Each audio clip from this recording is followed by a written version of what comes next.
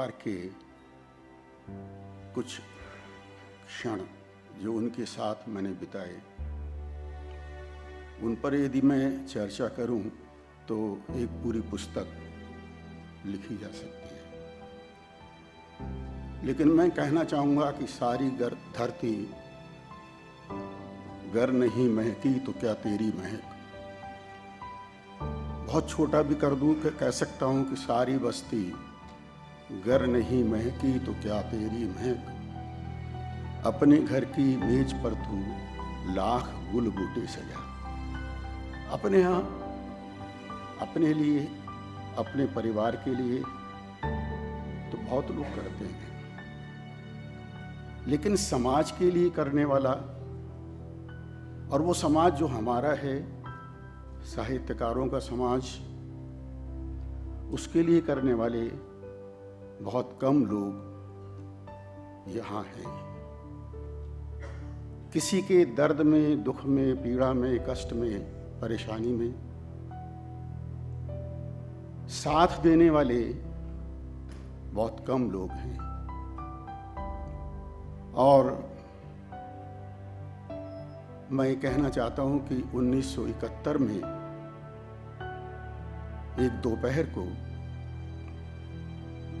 Hindi book centre के कार्यालय में मेरी पहली मुलाकात नरेंद्र जी से हुई थी।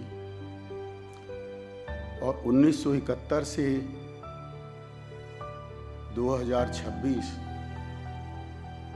का ये समय ऐसा है कि जिसमें शायद ही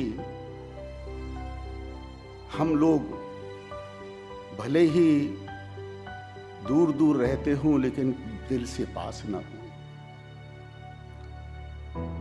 हर दिन तो नहीं, लेकिन सप्ताह में या महीने में उनके द्वारा किया गया फोन आ जाता था या मैं उनसे बात करता था। मनीष के माध्यम से, अंकुर के माध्यम से तो कम होता था, लेकिन मनीष के माध्यम से बात होती थी। मैंने ये अनुभव किया है कि वो किसी के दुख को अपना समझकर बात करते थे। देखिए, प्रकाशन अलग है। मैं कह सकता हूं कि मेरी 50 या 60 पुस्तकें उन्होंने छापी हैं, ये तो प्रकाशन का मामला रहा। लेकिन पिछले दिनों मैं एक दुविधा में था। मेरी पत्नी 3 महीने तक मेदांता में एडमिट नहीं। आप सोच सकते हैं कि एक लेखक या एक शिक्षक के पास इतनी राशि नहीं होती कि वो मेदांता जैसे अस्पताल में 3 महीने तक अपने परिवार के किसी सदस्य को रख सके। मेरे 3 प्रकाशक हैं बड़े बड़े।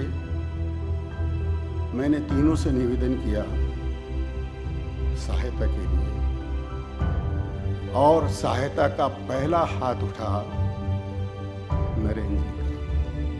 उन्होंने मेरी पहले ही वाक्य के बाद मेरी परेशानी को समझा और मेरी सहायता की।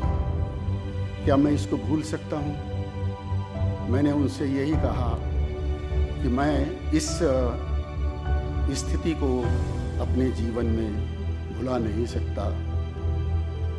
मुझसे 4 वर्ष छोटे थे वे, लेकिन हम लोगों का प्यार, हम लोगों का अपनत्व ऐसा था जिसे भुला देना, छोड़ देना मुश्किल है। मैं इसलिए कहता हूँ कि मैंने आज सुबह अपने दर्द के लिए MRI कराया था। मैंने बच्चों से कहा कि मुझे तो जाना है, तो उन्होंने कहा कि हाँ, तुम्हें जाना चाहिए। तो हम दोनों एक दूसरे के दुख दर्द में किस तरह से सम्मिलित रहे हैं, ये कोई नई बात नहीं है कहने के लिए। लेकिन दर्द जब छलकता है तो प्रकट होता है बिटिया कि आंसुओं के माध्यम से जिस तरह से प्रकट हुआ, वास्तव में वो आंसू हम सबके अंदर भरे हुए हैं।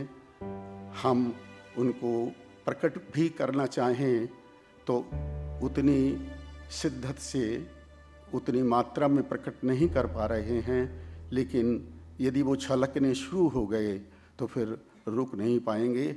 बस मैं अपनी बात यहीं समाप्त करता हूँ। बहुत बहुत धन्यवाद।